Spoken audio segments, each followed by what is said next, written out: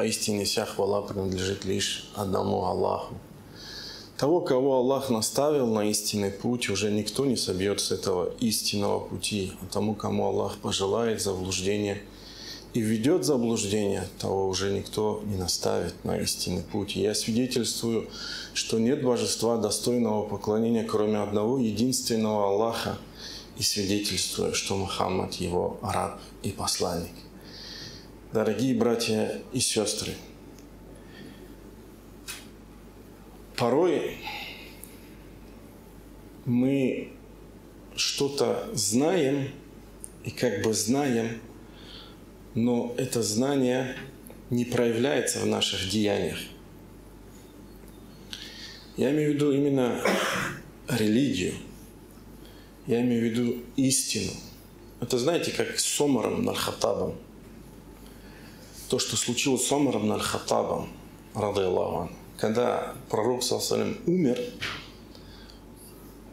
и поднялась фитна, Омар ибн аль-Хаттаб был одним из тех, кто не мог это принять. То есть он не мог в это поверить. И всех мусульман, всех сподвижников коснулась эта волна переживания, беспокойства за то, что будет, как так, пророк, мир ему, умер. И только Абу Бакр, рады Аллаху, успокоил всех, в том числе и Омара, прочитав аят, который Омар ибн аль-Хаттаб знал, в принципе, то, о чем я говорю. Он его знал. А ведь Мухаммад всего лишь посланник. А если он умрет или будет убит, вы повернетесь вспять. И Омар ибн аль-Хаттаб, вспоминая потом, это говорил, как будто я впервые это услышал. Я вот про это именно. Знаете, я тоже, то есть в пучине вот этих дел, а у нас дел много в связи с Рамаданом, ты забываешься, теряешься. Я уверен, что каждый так. Потому что дунья все равно идет, жизнь продолжается, заботы, хлопоты есть и на работе, и в семье. Я когда прочитал этот хадис в группе, в нашей общей группе, меня как бы осенило. А в хадисе что говорится? Что однажды пророк ﷺ забрался на минбар, вот как я сейчас забрался. И он забрался, поднялся на одну ступеньку и сказал аминь. Поднялся на другую ступеньку, сказал аминь. Потом поднялся на третью ступеньку и опять сказал аминь. Потом, после, сподвижники спросили: «О посланник Аллаха, ты сказал трижды аминь. Что это было? Почему ты сказал трижды аминь?» На что он пояснил: «Ко мне пришел Джибриль, мир ему, и сказал: о Мухаммад, ман адрака шахра Рамадан, фалам югфар лаху фадахаля нар, фабахадаху Аллах, кул амин». Тот, кого застал месяц Рамадан, и не было прощено ему, и вошел он в огонь, и отдалил его Аллах. То есть это ему говорит Джибриль: скажи аминь. И он сказал аминь. И далее Джибриль сказал: «Ваман адрака абавайху ау ахадахума». И тот, кто застал обоих родителей или одного из родителей и не проявил к ним благочестия и умер, и вошел он в огонь, и отдалил его Аллах, скажи аминь. И я сказал аминь. И далее: и тот, в присутствии которого было упомянуто твое имя, о Мухаммад, и он не пожелал тебе благословения, и умер, и вошел в огонь, и отдалил его Аллах, скажи аминь. И я сказал аминь. И меня словно осенило. Словно то, что я, в принципе, знал всегда, наконец попало в сердце, прочувствовало сердце именно вот сейчас. В другом хадисе пророк ﷺ говорит: да будет нос в песке. Это метафора. Арабы так говорят. Рагима анф. То есть потерпит неудачу, потерпит провал человек, которого застал Рамадан, а затем он вышел, и не было прощено ему. Дорогие братья, в первую очередь себе говорю и напоминаю, мы находимся в особое время. Аллах выделил это время. И тот, кто лишится этого, понимаете, тот, кто лишится этого блага, он лишится блага. Он недостоин того, чтобы Аллах ввел его в рай. На это указывает дух всех этих текстов. То есть, словно Аллах Субхану ва Тааля хочет нам сказать: о мои рабы, вот вам возможность очиститься. Вот он месяц, вот он для вас водоем, источник. Придите, окунитесь в него, очиститесь. А если вы этого не сделаете, то значит вы заслуживаете то, чтобы войти в огонь и очиститься огнем. Понимаете, смысл в этом. И нельзя терять. Эту возможность нельзя терять. Если мы пренебрежем этим, значит мы достойны этого. Это особенно актуально в преддверии последних 10 дней, которые мы сейчас вот-вот зайдем. Поэтому, если, дорогие братья, вы еще не вкусили сладость поклонения в этом месяце, вы не почувствовали этого, не отчаивайтесь, мои дорогие братья и сестры, не отчаивайтесь. Ибо посланник Аллаха, как говорит Аиша, когда наступало последние 10 дней Рамадана, затягивал поезд. Ученые поясняют это по-разному. Говорят, что он и будил семью для поклонения, что он полностью посвящал себя поклонению. Кто-то говорит, отдалялся от жен. И то, и это верно. И то, и это верно, поскольку в сунне приходит, что Пророк и'тикаф совершал. Также в другой версии говорится, что Пророк особенно усердно поклонялся в эти последние 10 дней. Помимо этого, Аллах Субхану ва Тааля, что избрал этот месяц, даровал этот месяц, Он дал еще одну возможность. Я образно называю это трамплином. Знаете, трамплин. Мы же сказали, источник, водоем, чтобы очиститься. Трамплин, чтобы подняться, прыгнуть высоко и окунуться глубоко, чтобы очиститься. Этим трамплином является ночь предопределения. Особенная ночь. И основная тема нашей проповеди именно это. Ночь предопределения. Аллах Субхану ва Тааля избрал эту ночь для того, чтобы не спаслать свое последнее слово. Более того, в толкованиях Корана упоминается, что Он избрал эту ночь, чтобы не спаслать и другие писания, в том числе и Инджиль, Таура и так далее. И Он установил эту ночь, а Он делает то, что пожелает, именно в этот месяц. И более того, Он установил эту ночь, согласно более правильному мнению, в последние 10 дней Рамадана. По поводу того, когда эта ночь, есть порядка 40 мнений ученых, чтобы вы понимали. Но некоторые из них правильные, имеют место быть. Некоторые из них странные, как упоминает это Ибн Хаджар. А некоторые из них неверные. Но, скорее всего, ар-раджих, более верным является то, что эта ночь в последние эти 10 дней Рамадана. И это особенная ночь, про которую Аллах Субхану ва Тааля сказал: «Лейлатул Кадр» лучше, нежели 1000 месяцев. 1000 месяцев. Что это означает? Это означает Только задумайтесь, особенно современный материальный менталитет, задумайтесь, особенно бизнесмены.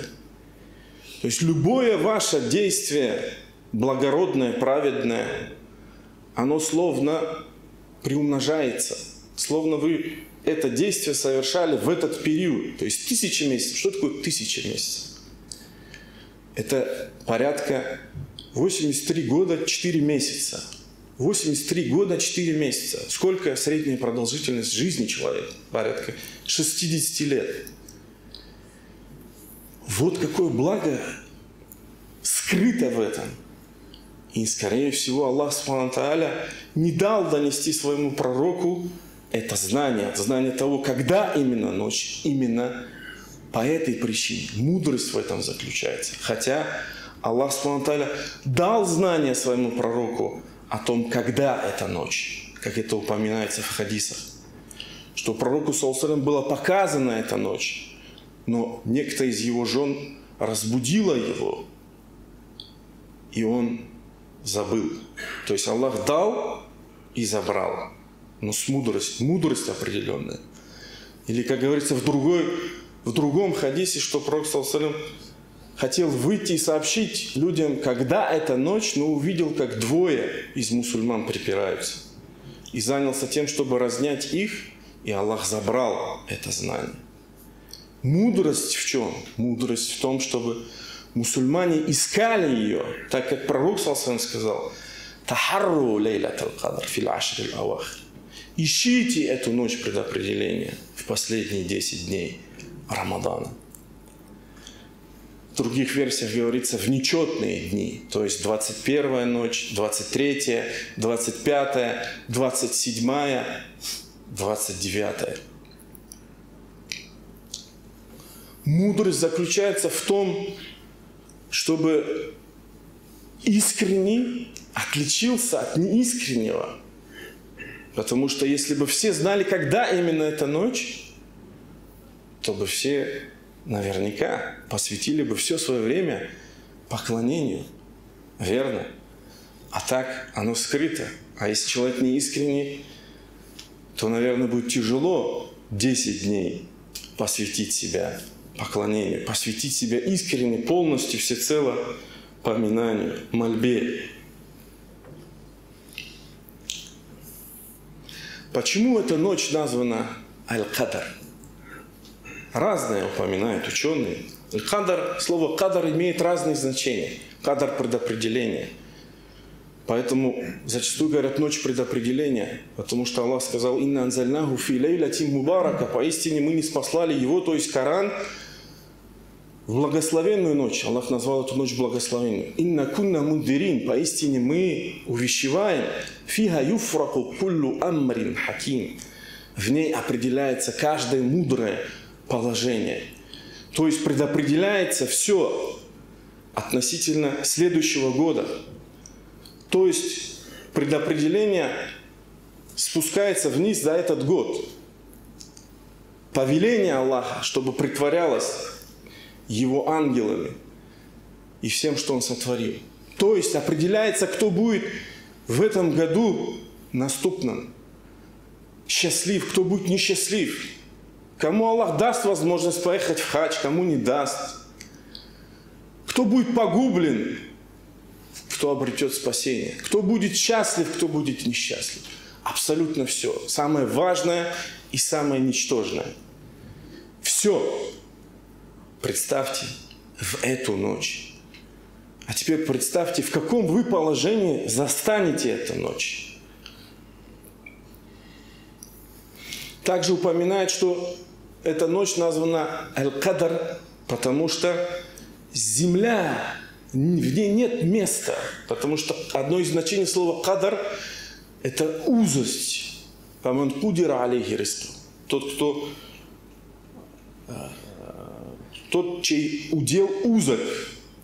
Почему узок? Узость. И все, что связано, синонимичный ряд с этим словом. Да потому что в эту ночь ниспослается огромное количество ангелов. И ученые упоминают, что это количество ангелов словно камушков во всей Вселенной? Кто-то может посчитать, сколько камушков в этой Вселенной?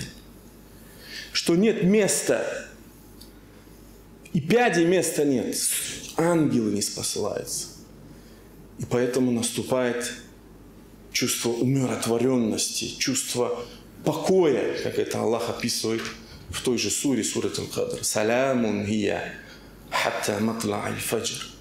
Она есть мир, спокойствие, вплоть до того, как наступит заря. Аллах Субхану Тааля даровал эту возможность нам, дорогие братья. Нельзя ее упускать. И тот, кто упустит эту возможность, в общем, очиститься в Рамадан, то, о чем мы говорили в начале хутбы, а также лишиться ее блага, тот лишился блага. Тот лишился блага, как это сказано в хадисе. Поистине у Аллаха в этот месяц, длинный хадис, я только концовку его привожу, есть ночь, ночь предопределения. «Фаман хурима хайраха факад хурим». Тот, кто лишился ее блага, тот лишился всего блага. «Факад хурим аля итлак». Потому что Аллах дал тебе эту возможность, а ты словно не воспользовался этой возможностью и отбросил, пренебрег этим. А кто не нуждается из нас в этом? Ведь в течение года сколько мы ошибок допустили, сколько мы грехов совершили. Смысл в этом, суть в этом, дорогие братья и сестры.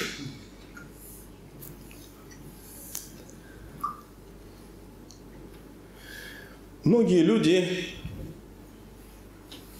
вместо того, чтобы искать ночь предопределения в поклонении, как это завещал посланник Аллаха, они ищут ее по-другому. Ищут ее, пытаясь увидеть признаки, которые описал пророк, саллаллаху. Да, действительно, есть признаки, которые дал пророк, саллаллаху, признаки этой ночи. Но увлекаться наблюдениями за этими признаками – это не то, к чему призывал пророк, саллаллаху, когда говорил «Тахарру», ищите «Лейлатуль кадр фил ашри авахир», ночь предопределения в последние 10 дней Рамадана. Не это он имел в виду, потому что самое достоверное из того, что упоминается, признак, он наступает после того, как эта ночь завершилась. Так вместо того, чтобы ждать этого признака, когда же он проявится и ночь завершится, наверное, правильнее посвятить себя в это драгоценное время поклонению Аллаха Субхану Тааля. Скорее всего, так, верно? Более того, относительно этих признаков есть и недостоверное. То, что говорят, что собаки не лают и так далее. Нету точных достоверных доказательств. Скорее всего, есть какие-то сообщения, но они не доходят степени той достоверности. Достоверным является лишь то, что после завершения и на рассвете солнце, когда восходит, оно восходит белым, то есть оно не печет, не жжет. Почему? Ученые как это объясняют? Они связывают это. Они объясняют это тем, что из-за того, что ангелов очень много, ангелы своими крыльями прикрывают эти лучи, и поэтому оно не печет. Смысл в этом. Также упоминается, что эта ночь не прохладная, не жаркая. Тоже упоминается. И так далее. Но не надо увлекаться этими признаками. Надо увлекаться усердием и поклонением. Поистине, в этот день, благословенный день, тем более в этот месяц, и в эти дни, и в преддверии этих дней, есть определенный момент, когда Аллах Субхану Тааля принимает мольбы. Я прошу Субхану Тааля, чтобы мы застали этот момент. Астагфиру ли раббикум. Так вот, мои дорогие братья, надо увлекаться поклонением. И еще важный момент. Почему пророк ﷺ не донес знания об этой ночи? Именно когда эта ночь? Мы упомянули мудрость, да? Несколько пунктов. А еще тоже интересно и замечательно то, что отмечает Аль-Хауи в толковании. То, что это словно карама, да? Более того, и он говорит о том, что если Аллах даст кому-то увидеть это, то есть признаки, некоторым людям даже во сне приходит, пусть он это сокроет, потому что караму надо скрывать, то есть проявление почтения Аллаха к рабу своему, приближенному рабу, то ее надо скрывать. И в этом ученые единодушны. Карамат, то, что Аллах Субхану дает своим рабам, нечто особенное, да? Муджизат, чудеса у пророков только были, а карамат у людей могут быть. То их надо скрывать, и не надо говорить, не надо, как это многие говорят, я увидел, вот, это точно оно. Наоборот, это надо скрывать. Если Аллах тебе дал это увидеть, скрой. То есть, и поэтому Аллах Субхану скрыл от пророка ﷺ это знание. То есть мудрость в этом заключается. Не надо это открывать. Интересно и замечательно. Так вот, чем надо заниматься в этот благословенный день, благородный день? Имам Иш-Шафи'и сказал, «Истахабба некуна лейлюха кенхари». То есть предпочтительно, чтобы и день, и ночь, это 27, не 27, а мы не знаем когда, да? Дня предопределения, чтобы и день, и ночь были одинаковые для человека. То есть, как днем совершать больше благородных, праведных, благочестивых поступков, так и ночью, не только ночью. Имам Суфьян ат-Таури сказал, что мне более ближе к душе, чтобы ночью я больше молился, нежели совершал намаз. Тоже интересный момент. Молился, то есть обращался с дуа к пророку, к Аллаху Субхану ва Тааля, нежели совершал намаз. Это не означает, что намаз делать не надо. Нет, и то, и это надо делать. Просто имам Суфьян ат-Таури говорит, мне ближе к душе молить Аллаха в эту ночь. Нету определенного дуа, мольбы, с которой надо обращаться в эту ночь. За исключением того, что передает Аиша, да будет доволен ей Аллах, что она спросила, если я застану ночь предопределения его посланника, что мне говорить, о чем мне просить?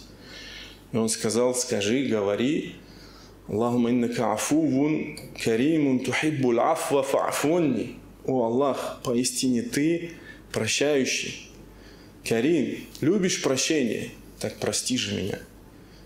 Смысл великий, но мало кто из нас понимает. Афу, то есть стери все мои грехи. Очисти меня, дабы я стал как ребенок, чтобы я начал Новый год свой, как новую жизнь, как новорожденный ребенок. А ведь нам в первую очередь мешает что? Бремя наших грехов. Суть в этом заключается. Но это не означает, что только это дуа надо говорить. Нет. Надо просить Аллаха Субхану ва Тааля обо всем, что беспокоит вас лично, вашу душу. А также не забывать своих братьев-мусульман везде. В Палестине, в Сирии, в Бирме, в Китае, в Крыму. Везде просить все за все страдания, боли, чтобы Аллах Субхану ва Тааля облегчил положение этой уммы. Вот чем надо заниматься. Читать Коран. Максимум использовать это время.